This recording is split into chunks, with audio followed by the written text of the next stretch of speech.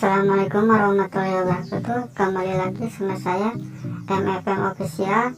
Tutorial kali ini saya akan menerangkan cara kunci 4G di HP Oppo.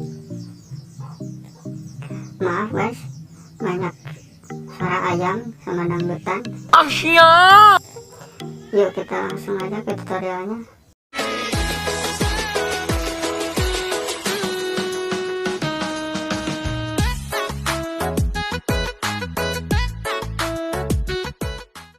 Kita klik telepon,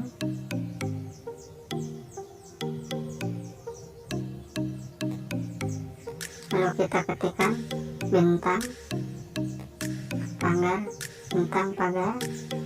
4 6 3 6 pagar bintang.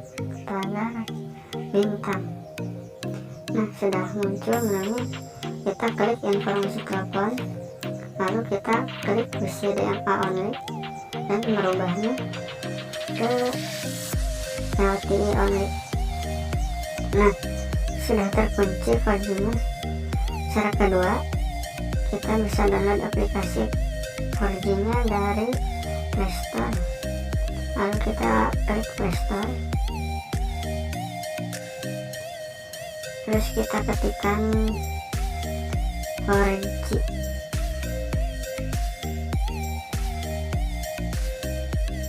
Nah, sudah muncul aplikasinya. Saya memilih 4G LTE Sweet Search No ADS.